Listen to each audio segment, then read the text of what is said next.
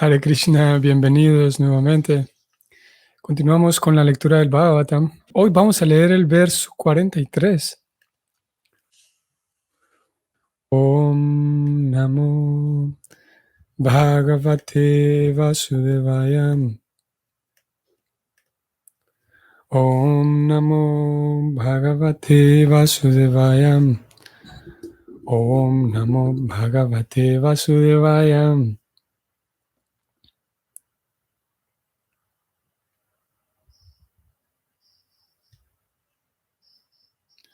Apiswit Parya Bhuntastuam Sambhoyam Bridavalakam Yuyupsitam karma kinchit kritavanna yad aksamam.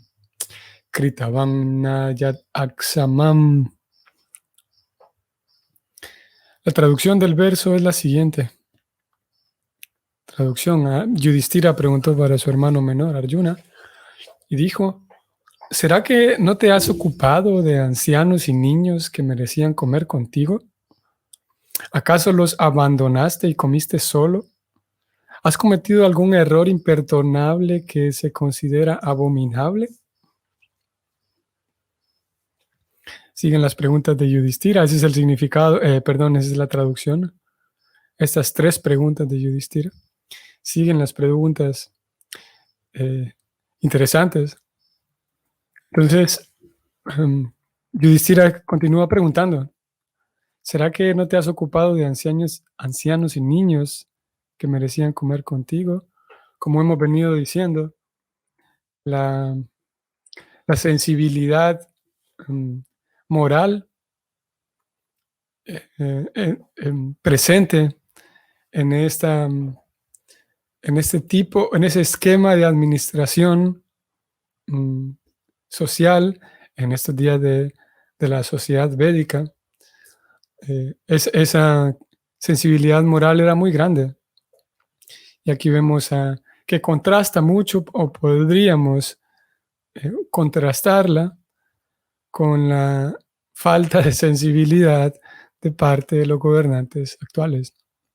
En realidad no es solamente una falta de sensibilidad de parte de los gobernantes, sino de parte de todo el mundo. Realmente hay una muy pobre capacidad para pensar en el otro y para ponerme en los zapatos del otro, muy poca empatía, lamentablemente, no solamente de parte de los políticos y de los administradores, sino de la población en general.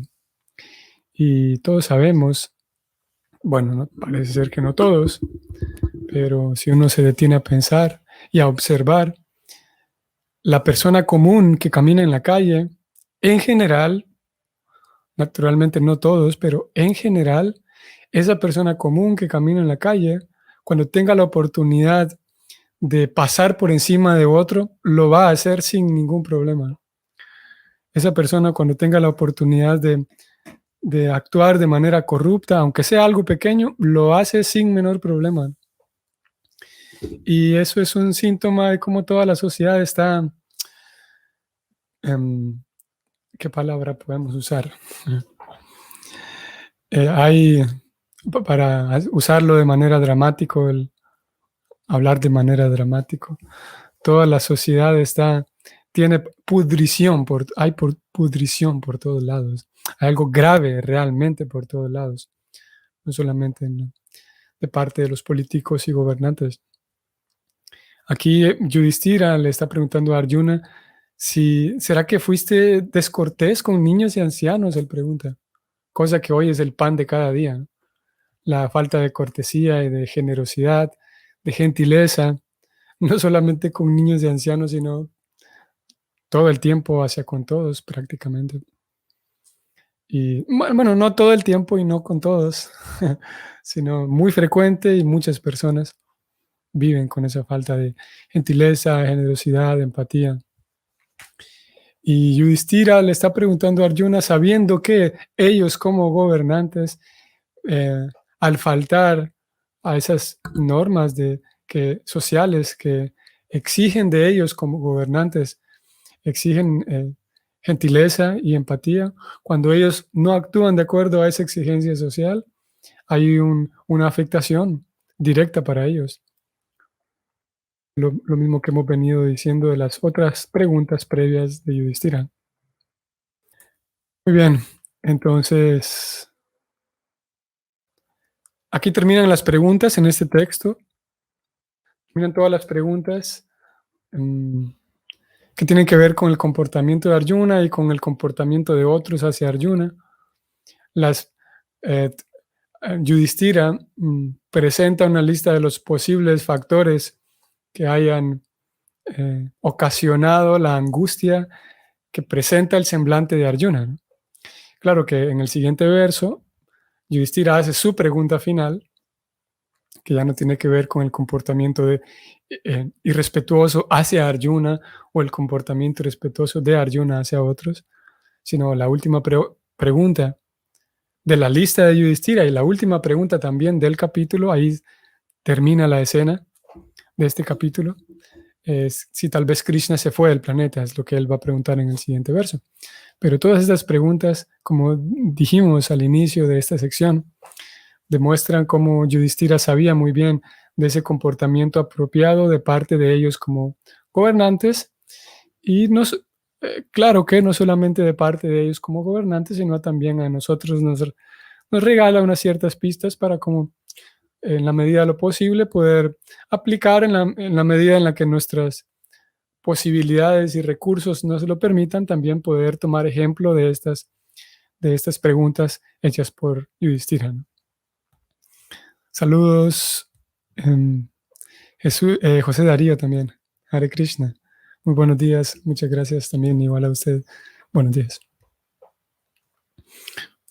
Vamos al significado.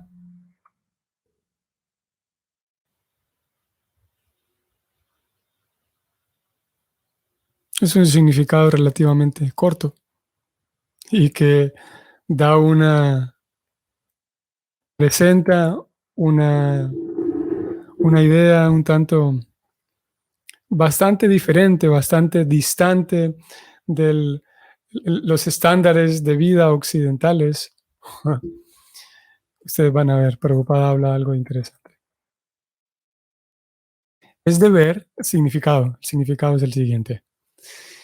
Es deber del cabeza de familia alimentar primero a los niños y a los ancianos de la familia, a los brahmanas y a los inválidos.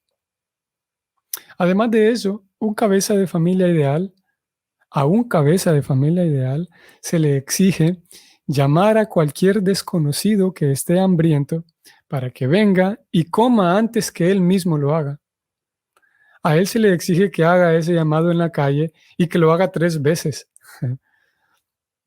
Que un cabeza de familia sea negligente en el cumplimiento de este deber prescrito, especialmente en relación con los ancianos y los niños, es imperdonable. Allí termina el significado.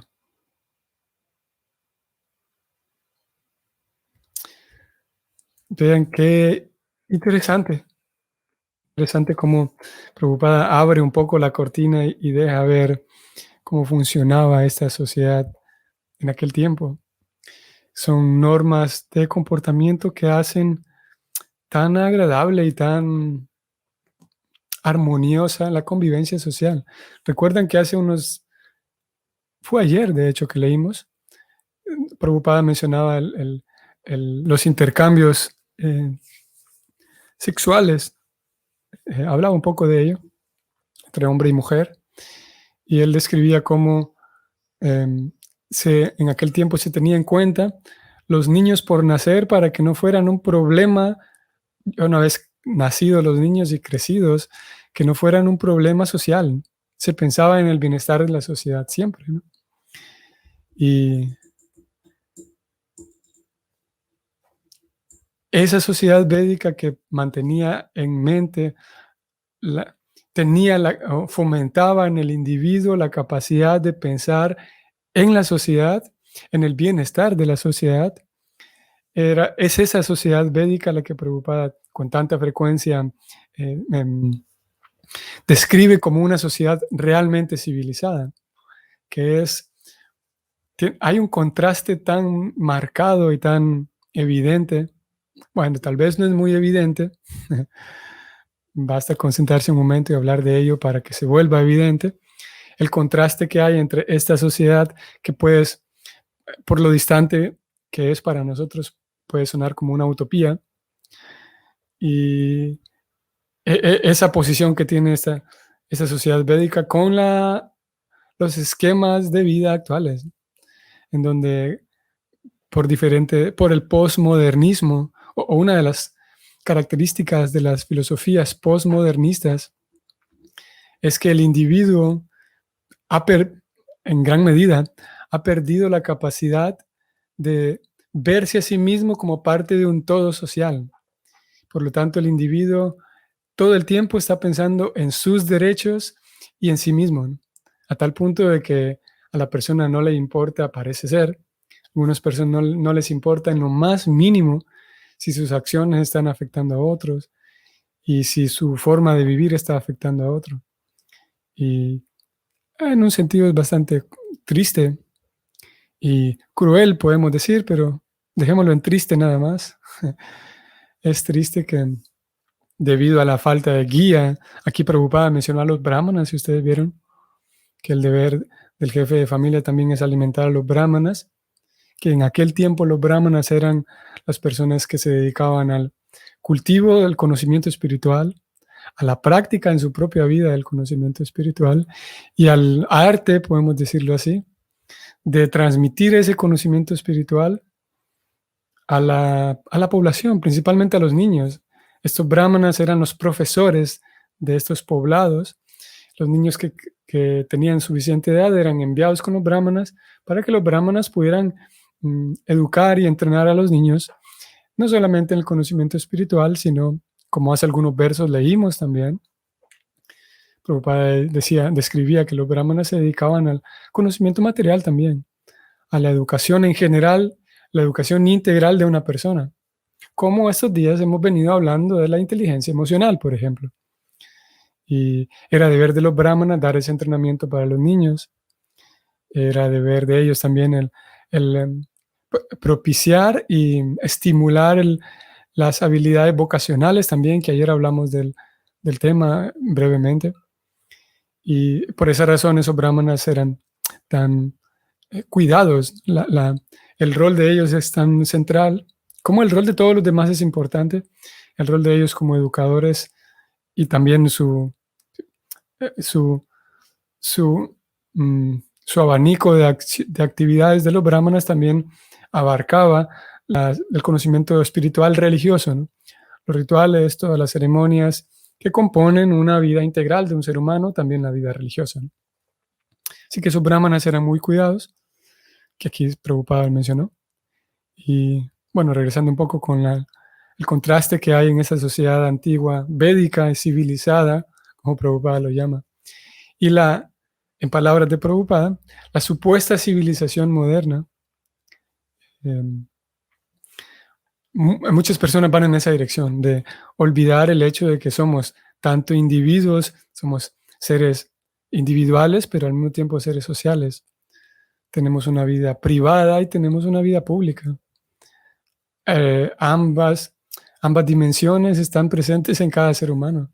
Y de hecho, cuando hay una persona que, como en todo, cuando hay un desequilibrio hacia uno de los dos polos, la persona termina en problemas. Cuando la persona tiene una vida social tan grande y tan activa que pierde atención a sí misma, a lo que es ella misma, eso trae problemas. Sabemos, ¿no? Y también lo mencionábamos, creo que ayer,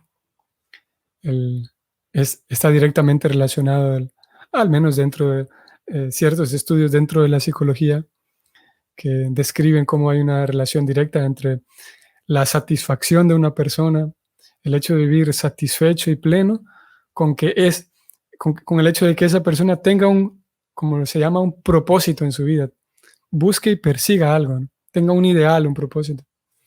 Y al no haber ese propósito, es más fácil que, si alguien no tiene un rumbo a dónde ir, si alguien no tiene un propósito, pues no tiene que ir a ningún lado, ya llegó a donde iba, ¿no? porque no iba a ningún lado. Y esa vida con más incertidumbre es menos satisfactoria, ¿no? Así que el, el desequilibrio, si hay una persona que todo el tiempo vive afuera, en la vida social, de la forma en la que la viva, y no presta atención a su vida privada, eso será una insatisfacción. Y lo mismo al revés. Una persona que tenga únicamente una vida privada y se prive de la compañía de los demás, eventualmente también estará en problemas. Y obviamente todos los seres humanos, no hay una medida estándar para todos, porque todos somos individuales y algunos en ese equilibrar, algunos necesitarán más vida social o menos, algunos necesitarán más tiempo para sí mismos. Algunas etapas también de nuestra vida nos exigirán un poco más de introspección, más vida privada, algunas otras etapas más vida social. Es un asunto individual.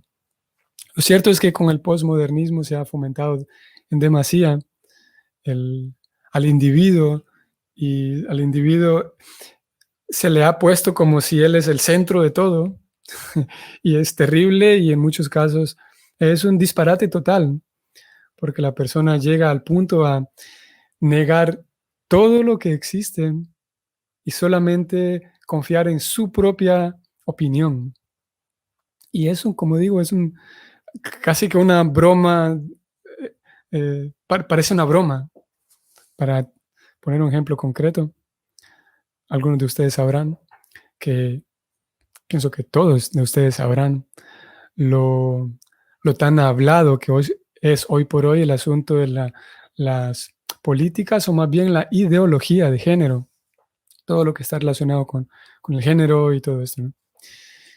Me refiero a la diversidad de géneros y la diversidad sexual, todo este tema, ¿no? Y hoy por hoy la persona, el individuo tiene como digo, tanto protagonismo, que incluso la persona puede decidir si hoy soy una mujer, hoy soy un hombre, hoy no soy ni hombre ni mujer, y hay 60 y cuantos géneros disponibles para que cada quien escoja el que quiere. Y puedo no solamente cambiar de género, puedo cambiar de edad incluso. Alguien dice, bueno, yo tengo, por fin, ¿no? A algunas personas se les cumplió este sueño de que tiene cierta edad, pero alguien dice, a mí no me gusta esta edad que tengo, ahora voy a cambiarme, tengo 20 años menos. Entonces en algunos lugares funciona así. En México recientemente se hizo una ley para esto, para aprobar esto. Entonces tú haces todo el protocolo correspondiente con el gobierno, y en tus papeles, en tu credencial, en todos tus documentos sale que tienes 20 años menos. ¿Por qué? ¿Por qué el gobierno patrocina eso? Porque la persona así lo quiere. Simple y llanamente porque él, como individuo, quiere que esa sea su realidad. Lo cual, como digo, parece una broma, pero no lo es. Y es un disparate, eso sí, sin duda. Porque la persona llega al punto incluso de negar la ciencia, de negar toda la biología, todos los estudios científicos, que dentro de los estudios científicos se entran aquí lo que acabamos de hablar de los brahmanas. El estudio serio y dedicado y científico queda tirado a la basura cuando una persona dice, bueno, yo hoy decido que hoy no soy, no tengo 20, sino que tengo 18. Y bueno, son cosas un tanto disparatadas. Como digo, bueno, y en fin de cuentas, cada individuo es completamente individual y libre, ¿no? Una persona tiene completa libertad para, claro, dentro de un cierto marco, tiene libertad para decidir qué comer, o si comer o no comer, o a qué horas comer. Toda esa libertad la tiene.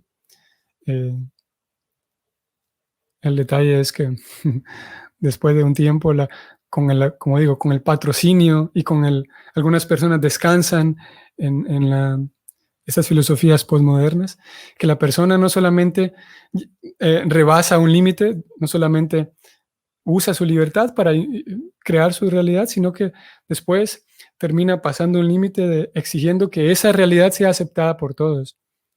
Y llega al punto y esas son cosas que, serias en un sentido, llega al punto de afirmar, y muchas personas afirman que sí, que durante años enteros y décadas enteras, los médicos se equivocaron con nosotros como sociedad. porque no existen hombres y mujeres. Cuando un médico te puso a ti que tú eres un niño varón en tu acta de nacimiento, ese fue un error de toda la ciencia médica durante décadas enteras. El niño tiene que decidir más adelante si es hombre o es mujer. Y en algunos lugares también eso sucede. Y cuando el niño nace, género X, ponen una X para que el niño cuando crezca decide si es hombre o es mujer. Como digo, parece un chiste, ¿no? Pero lo cierto es que no lo es. Y a pesar de que hay millones y billones de células en el cuerpo de esa persona, de ese ser humano, que gritan que adentro del cuerpo, todo su cuerpo, tanto física como psicológicamente, hay un software ya diseñado.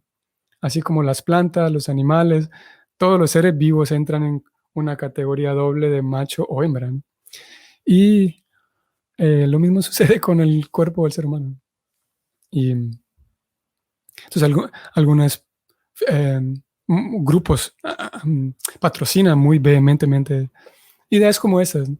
Como que el individuo tiene tanta inteligencia y tanta sabiduría como para decidir si quiere ser hombre o quiere ser mujer o quiere ser cualquier otra cosa entre los 60 y tantos opciones que tiene.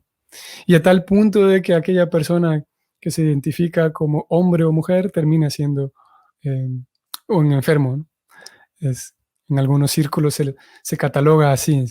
Si tú tienes un cuerpo masculino y te sigues identificando como un hombre, entonces estás mal, estás enfermo porque no has despertado al nuevo progreso de la vida que indica que si tú te identificas como una persona heterosexual, sigues engañada por el sistema malévolo que nos engañó durante años. Menciono todo esto. La razón por la cual lo menciono es porque el, el protagonismo que se le da al individuo, eh, auspiciado por el posmodernismo, termina siendo cruel. Termina siendo cruel, incluso para la misma persona que pierde la capacidad de pensar en el otro, la capacidad de pensar en el bienestar del otro y en el bienestar de la sociedad, porque ya no se percibe como un miembro de la sociedad, ya no se percibe como que mis acciones impactan positivo o negativamente a la sociedad y viceversa. Lo que ocurre socialmente impacta a mí como individuo. Con el posmodernismo solo se ve un lado del asunto, solo se ve un, eh, un extremo de la vara, y ese extremo es que todo lo que hace la sociedad me afecta a mí. Ese es el único extremo que se ve. El otro lado no. El único extremo es que todo lo que hace la sociedad a mí me duele y me afecta, por lo tanto, voy a tratar de cambiar todo lo que hay afuera porque a mí me afecta. Y como digo, esa es eh, una de las características de lo nocivo, de los efectos nocivos del postmodernismo que eh, es sabido, y para decir una última cosa en este tema, que hay una carencia enorme y una falta enorme de moralidad y de ética dentro de todas estas corrientes. Bueno, entonces Yudhishthira, que revela a Arjuna, le pregunta a Arjuna o testea en Arjuna a ver si él em, faltó en esa etiqueta social que ellos mostraban en aquel tiempo, y luego preocupada profundiza un poco más, nos lleva más en esa dirección, describiendo como un jefe de familia, dice él, todo el tiempo pensaba en el bienestar de los demás. Y esa idea lo presentado por Prabhupada, lo que él acaba de presentar, como alguien sale a la calle y pregunta si hay algún hambriento por aquí, que venga a comer, por favor. Y si alguien no me escuchó cuando hablé la primera vez, voy a gritarlo nuevamente a ver si alguien no escuchó. Y de repente esta segunda vez nadie me escuchó, voy a preguntar nuevamente si hay algún hambriento. Esto es interesante porque eh, nos presenta, nos puede hacer recordar a lo mencionado en algún momento por la Madre Teresa de Calcuta, que ella en algún momento expresó que si todas las personas nos preocupáramos por el bienestar de los demás, nadie tendría que preocuparse egoístamente por su propio bienestar, ¿no? Y en esta antigua sociedad védica era sabido que no habían no había mendigos por ahí tirados en la calle sin comer durante días enteros. Es por esa razón que Prabhupada eh, describe esto, ¿no? De que un jefe de familia sale a asegurarse de que nadie cercano a él estaba pasando hambre, porque nadie pasaba hambre en ese tiempo, porque no había ese tipo. Hoy seguramente, indudablemente es otra realidad. Y, y esta práctica no es, no es ejecutada, no es llevada a cabo. Al menos no conozco a nadie que lo haga. Era más apropiado, digamos, o más práctico llevarlo a cabo en aquella sociedad en donde seguramente no había nadie que pasaba hambre, porque nuevamente la capacidad colectiva de pensar en el bienestar de los demás era muy alta. Por lo tanto, no había gente tirada en la calle mendigando y pasando hambre, mientras, como lo sabemos, hoy en día hay muchas personas puestas en la calle que terminan viviendo en el mismo lugar, en el mismo sitio, en la misma acera, en el mismo puente. Y por esa calle transitan muchas personas que, que pudieran hacer mucho por el bienestar de esta otra persona que vive en la calle. Pero simplemente no hay muchas acciones eh, de beneficio a las personas que viven en la calle. Y en ocasiones transitan por esa misma calle y a diario a veces personas que sin un esfuerzo muy grande pudieran cambiarle la vida a esta persona que vive en la calle. Sin embargo, bueno, es una de las características de Kali Yuga, el aumento de la vida indigna en la sociedad, es una característica. Y en un sentido no es nuevo, digamos. Siami, Hare Krishna, Siameli, saludos a ti y a Runi. ¿Es esto libertad? Hare Krishna. Esto es libertad. Siami, no sé a qué te refieres. Estoy tratando de recordar si hablé algo de la libertad. Bueno, si puedes ayudarme aquí. ¿Es esto libertad? ¿A qué te refieres?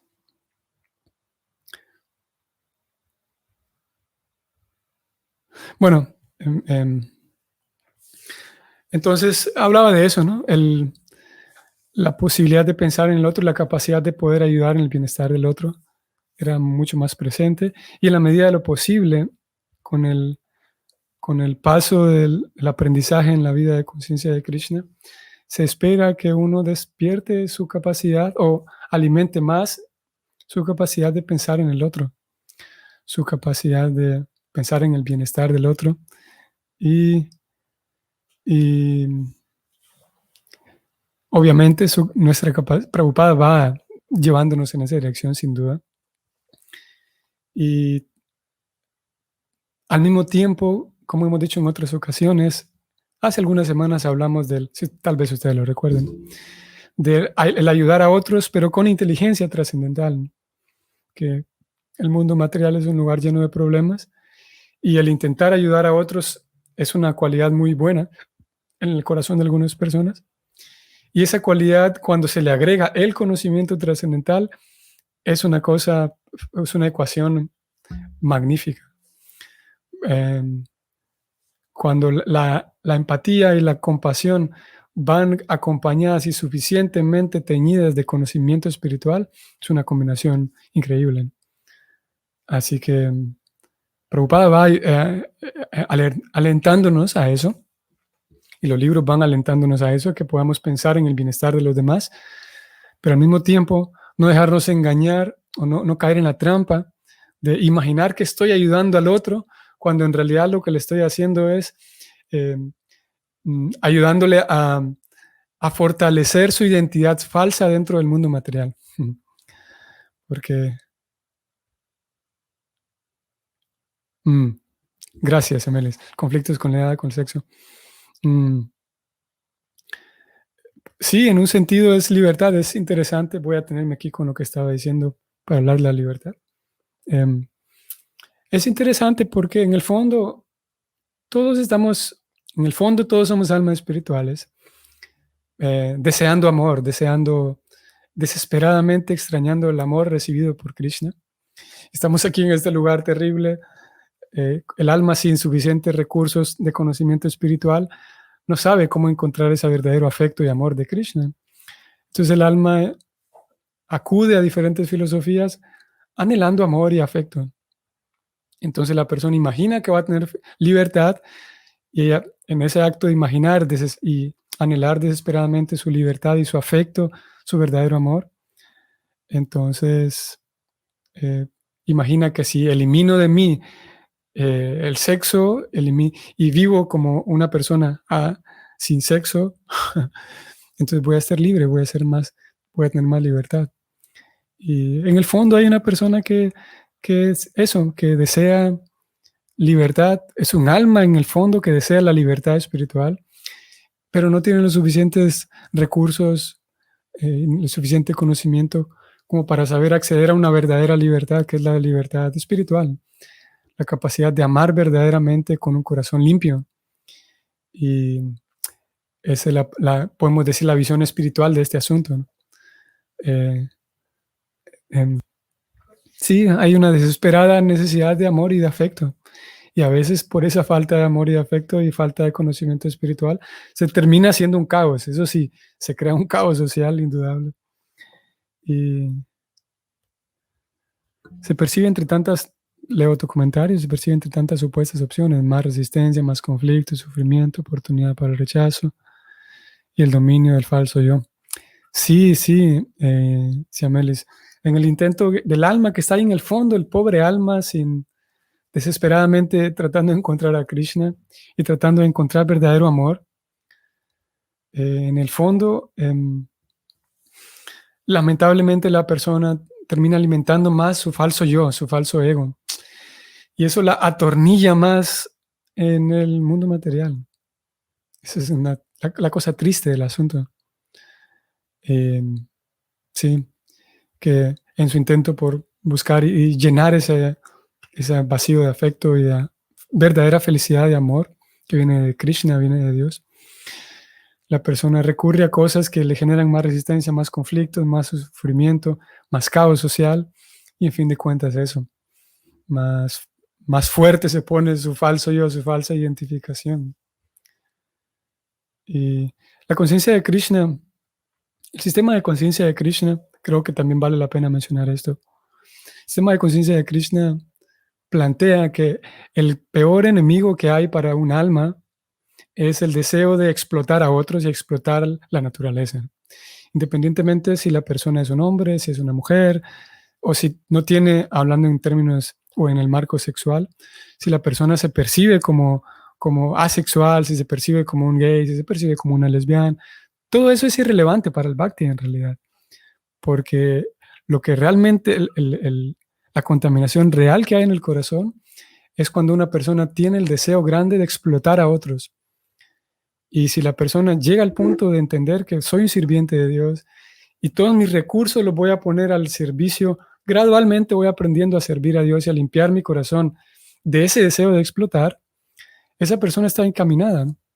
Lo que trato de decir es que el bhakti no propone de que si alguien se vuelve un devoto, entonces se va a curar, entre comillas, se va a curar si esa persona es gay, si esa persona es lesbiana, hablando en este marco, como digo, del género. El bhakti no ve como esas cosas en sí como desviaciones. Lo que sí es una cosa nociva para el alma es el deseo de explotar a otros.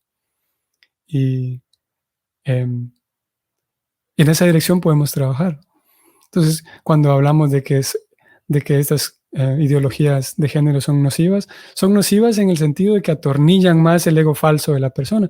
No nocivas porque el bhakti vea que el lesbianismo o el homosexualismo en general sea algo malo. En realidad, hacia quien siento atracción sexual es irrelevante.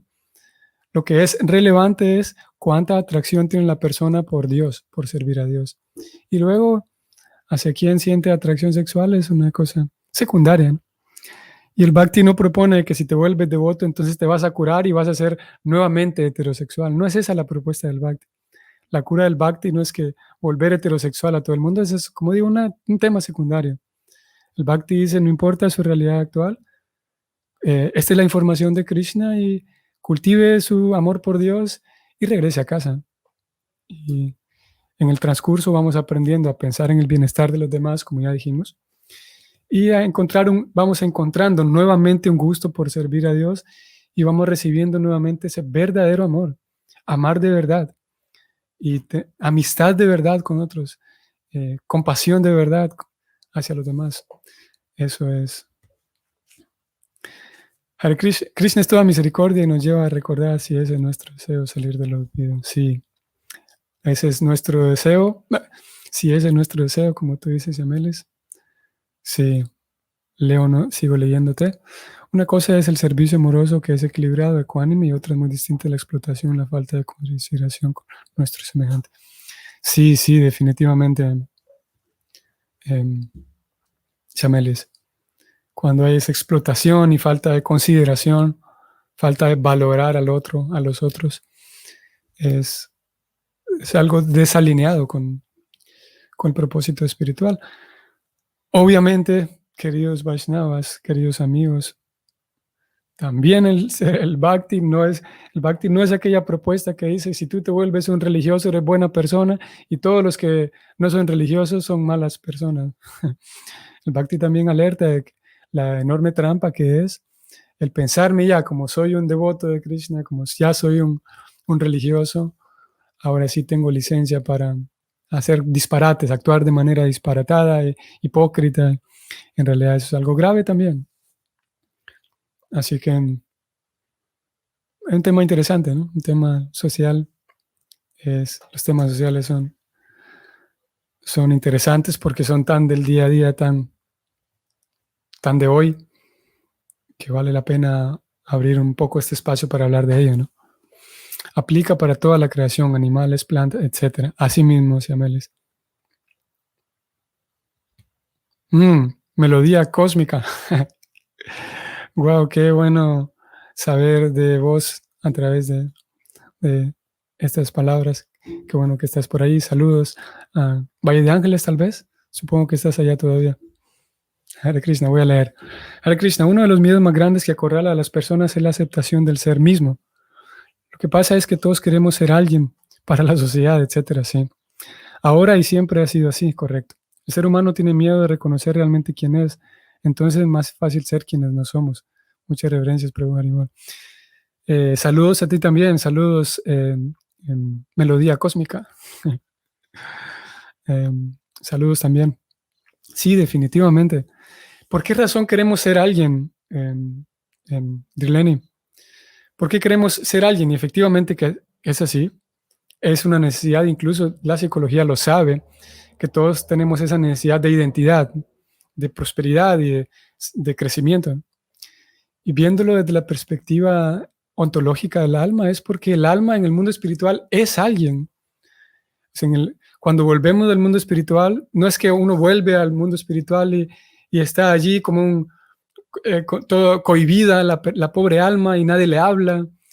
En realidad, nuestros libros describen que cuando el alma llega al mundo espiritual, Krishna en persona se encarga de darle una recepción adecuada y Krishna conoce muy bien a cada alma. Cada alma es alguien en el mundo espiritual. No hay nadie insignificante en el mundo espiritual.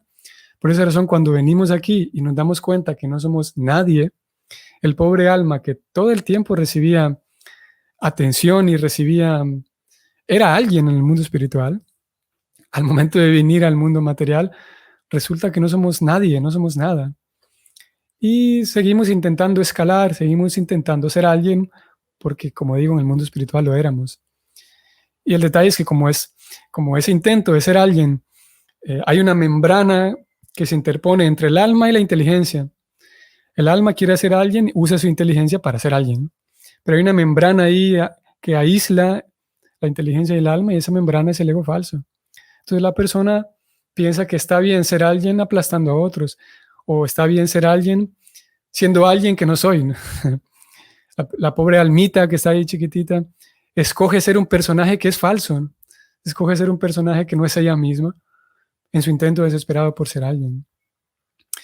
Y el esquema del Bhakti es tan hermoso, podemos decir, porque idealmente es que la persona llega al Bhakti, al sistema de conciencia de Krishna, y el maestro espiritual le informa a esa persona que no necesita ser un personaje para agradarnos. El maestro espiritual se siente agradado con el discípulo por cómo es el discípulo. Ya yo por fin llegué a un lugar en el que no tengo que ocultar quién soy. Por fin llegué a un lugar en el que no tengo que aparentar, en el que no tengo que ponerme máscaras, ¿no?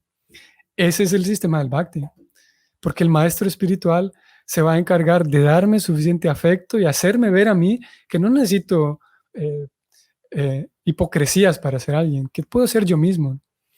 Y ese relacionamiento idealmente con el maestro espiritual le regala tranquilidad al alma. Por esa razón se habla de estar refugiado en el maestro espiritual, porque el maestro espiritual da refugio, da resguardo. Estoy seguro con el maestro espiritual de que con él no tengo que fingir ni aparentar, puedo ser yo, porque él ya me ama como soy, porque él tiene la capacidad de amar verdaderamente, amar como Krishna ama. Él me ama por lo que soy, porque soy ya un ser vivo, ¿no? Cosa que no cualquier persona puede hacerlo. Amarme porque soy un ser vivo. Y al mismo tiempo el maestro espiritual me da guía para conectarme a mí mismo con Krishna. Ya recibo amor y afecto del maestro espiritual. Y aparte él me ayuda a conectarme con Krishna y voy a conectar otro cable interno que voy a recibir el amor y afecto de Krishna y lo voy a percibir. Y es una cosa, como digo, increíblemente, fantásticamente hermosa. El poderme sentir amado en ese nivel de amor, en el amor del maestro espiritual y el amor de Krishna. Así que, como dijiste, Dirleni, sí, todos queremos ser alguien y al mismo tiempo está el miedo, buscamos desesperadamente amor, por eso queremos ser alguien, y al mismo tiempo está el miedo a que, claro, por un lado desconocemos quiénes somos como seres espirituales, y hay mucho miedo a la vulnerabilidad, a mostrarme vulnerable, a mostrarme quién soy, a mostrar mis temores, a mostrar mis debilidades, pero eso dentro del Bhakti ya no puedo, se puede acabar ese miedo, ¿no? Porque nadie me va a juzgar, idealmente. Porque hay círculos Vaishnavas en donde estamos aprendiendo y puede ser de que, no puede ser. Efectivamente, hay círculos Vaishnavas en donde yo muestro mi vulnerabilidad, pero resulta que al mostrar mi vulnerabilidad termino siendo burlado por alguien más que también practica el Bhakti, por otro devoto, vamos a decir. Y eso sucede también, porque no todos los devotos que ya son devotos antes de que yo llegué, no todos están en ese nivel de dar amor perfecto. Y a veces voy a recibir malos tratos de aquellos que también están haciendo servicio devocional. A veces algunos devotos también caen o caemos en explotar de alguna manera a otros devotos. Y ese es un desafío también. Porque los círculos Vaishnavas generalmente están llenos de personas que estamos aprendiendo, ¿no? Y eso sucede. Lo importante es ser lo suficientemente sensato como para saber que a pesar de que estoy rodeado de otras personas que están aprendiendo, a pesar de que yo veo a estos devotos que a veces terminan haciendo cosas crueles, cosas insensibles hacia otros, pero son devotos, a pesar de todo ello, saber con inteligencia y sensatez, ver lo que hay de fondo y saber que Krishna está ahí, que el maestro espiritual no son personas ordinarias y poder conectarme con Krishna, el maestro espiritual. Si lo hago, si logro pasar ese filtro de no, ese filtro de no quedarme en criticar el comportamiento errado de otros devotos, Krishna tiene algo muy bello también nuevamente para aquellos que pasan ese filtro y logran sacar la esencia, que es el amor verdadero, el afecto, la amistad verdadera. Y de ahí no hay más que buscar. Habiendo encontrado, habiendo recibido ese amor verdadero y amistad verdadera, eso es el mundo espiritual. Y creo que vamos a detenernos porque el tiempo no es para respetar el tiempo de ustedes, que hoy nos pasamos más. Y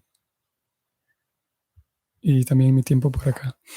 Repito, como al ser temas sociales son tan necesarios que aterricemos todas estas cosas a nuestra vivencia diaria. Acá en Perú hay muchos mendigos y se han hecho estudios que estos mendigos ganan al mes más que un trabajador que perciben un sueldo mínimo. Es por eso que estos mendigos no dejan de serlo, aunque se les ayude y se les quiera dar algún trabajo. Qué importante y interesante este dato, Jesús Matilde, que nos hace volver un poco con el asunto de ayudar con inteligencia, porque ya todos tenemos en general un poquito de piedad en el corazón, pero esa piedad puede ser mal dirigida o aplicada desinteligentemente. Y una de las claves para ayudar a otra persona es determinar si la persona está dispuesta a dejarse ayudar. Y si la persona está dispuesta a dejarse ayudar, bueno, ya es un factor que me permite a mí entrar a ayudarle. Y hay otros factores también, otras variables. Y lo que usted menciona aquí aplica en muchos otros lugares. Personas que en realidad reciben mucha ayuda, económica al menos, y de alguna u otra manera siguen igual. Eso quiere decir que aparte de la ayuda económica se requiere otro tipo de ayuda, ¿no? Y como digo, es un buen dato este, porque algunas personas simplemente están contentas con esa vida que llevan. Eso es interesante también. Están cómodas y contentas con la vida que llevan porque, no todos, pero en algunos, como menciona Jesús Matilde, reciben mucho dinero algunas personas. Y eso está bien. Solamente que algunos están cómodos y es todo un campo, la parte de ayuda social es todo un tema de estudio increíble también. Así que ayudar con inteligencia es parte del Bhakti también. Y leemos este último comentario de Dirleni. Hare Krishna, Krishna revela su amor siempre y en cada cosa a sí mismo. Y cuando hablas de Bhakti, es cierto, uno se va identificando más con uno mismo en el servicio devocional. Estoy agradecida por poder nombrar el nombre de mi Señor es Sri Radha Krishna. Sí, gracias, Prabhudira. Para mí es muy beneficioso y muy grato hacer esta actividad. Gracias por tu reflexión y tu participación también. Ok, espero que tengan un bonito día hoy jueves. Nos vemos mañana. Hare Krishna.